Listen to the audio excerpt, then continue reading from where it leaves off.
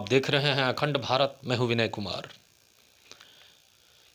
भारत के अलावा अन्य देश भी तीसरी लहर के आतंक से आतंकित है, लेकिन भारत के सिस्टम के बारे में मैं आप लोगों के बीच एक नया चीज़ें साझा करना चाह रहा हूं। चुनाव अभी मतलब विधानसभा चुनाव कुछ स्टेट में होना है, वहाँ से सरकारें बनती है और सरकार बनाने में जिनका योगदान है, जो बनाती है, वह है जनता। जनता के एक मत से सरकार बनती है और सरकार में मंत्री होते हैं, सरकार का गठन होता है। भारत तीसरी लहर की चपेट में है।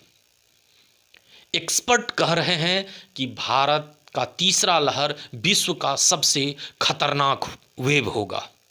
नए नए वेरिएंट आ रहे हैं। डेल्टा वेरिएंट है, ओमिक्रॉन है। बिहार के अलावा कितने ऐसे जिले हैं जहां ओमिक्रॉन का लक्षण पाए गए हैं। संक्रमण दर कभी घटती है, कभी बढ़ती है, यानी रफ्तार जो है तीसरा लहर का संक्रमण होने का, वो दूसरी लहर से कई गुना ज़्यादा है। लेकिन एक आश्चर्य की बात मैं आप लोगों के बीच साझा कर रहा हूं, भारत के संविधान के सिस्टम का, सरकार का, नीति का। क्या है वो, आप जरा गौर से सुनिए। भारत दूसरी लहर की चपेट में था। बिहार में त्रिस्तरीय पंचायत चुनाव होना था, लेकिन क्या हुआ इस पंचायत चुनाव का, वो आप बारीकी से सुनिए। भारत दूसरी लहर की चपेट में है। उस समय त्रिस्तरीय पंचायत चुनाव होना है, लेकिन त्रिस्तरीय पंचायत चुनाव नहीं होगा।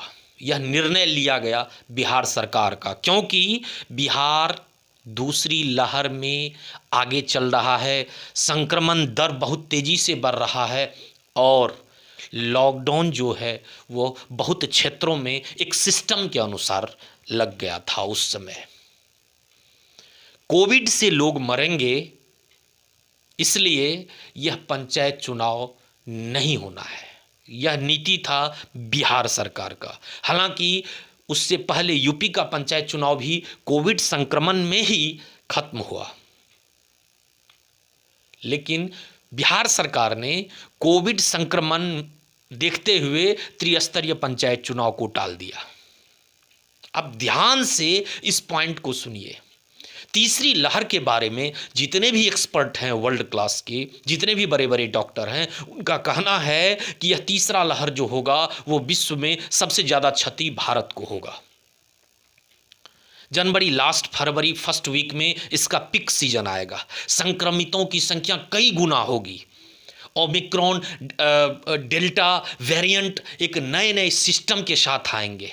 कितने लोगों को ये संक्रमित करेंगे जिनका आंकड़ा अभी सही नहीं है, लेकिन पंचायत चुनाव होना है क्योंकि वह संवैधानिक सिस्टम है। त्रिस्तरीय पंचायत चुनाव में संक्रमितों की संख्या बढ़ेगी, इसलिए वो चुनाव को टाल दिया जाता है। लेकिन यूपी और अन्य शहरों में तीसरी लहर जो कितनी भयावह है, इसकी कल्पना आज से नहीं, पिछले 6 मंथ पहले से किया जा रहा है। लेकिन चुनाव होना है क्योंकि संवैधानिक सिस्टम है। अब आप सोचिए कि पंचायत चुनाव सरकार के लिए कितनी बड़ी कोविड संक्रमण को रोकने में मदद की थी, यानी सही समय पर न होना कोविड संक्रमण के बचाव की एक सही निर्णय। लेकिन विधानसभा चुनाव संवैधानिक सिस्टम है। देखिए देश का सिस्टम, देश की नीति क्या होगा तीसरी लहर के बाद भारत का, यह किसी ने नहीं जाना है। एजुकेशन, आज शिक्षा सिस्टम जो है वो चौपट सी हो गई है। रोजगार कहाँ है किसी को नहीं पता है। बिहार सरकार के खोखले वादे वो भी आज झूठे साबित हो रहे हैं। अब मैं वादा खोखला क्यों करता हूं? क्योंकि देश में बिहार एक बहुत महत्वपूर्ण स्थान और वजूद रखता है, लेकिन अभी वर्तमान चीखती अर्थव्यवस्था, वर्तमान टूटती अर्थव्यवस्था, वर्तमान जो समय की मांग है वो है रोजगार। लेकिन 20 लाख रोजगार देने वाले सुशील मोदी से मैं पूछना चाहता हूं कि आपका 20 लाख रोजगार कहां है? क्योंकि वर्तमान समय सिर्फ रोजगार की मांग करती है। क्या होगा देश का सिस्टम का? किसी ने नहीं जाना।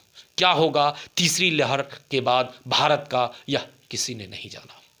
आगे नई जानकारी के साथ, नए मुद्दे के साथ मैं आऊंगा। तब तक के लिए नमस्कार।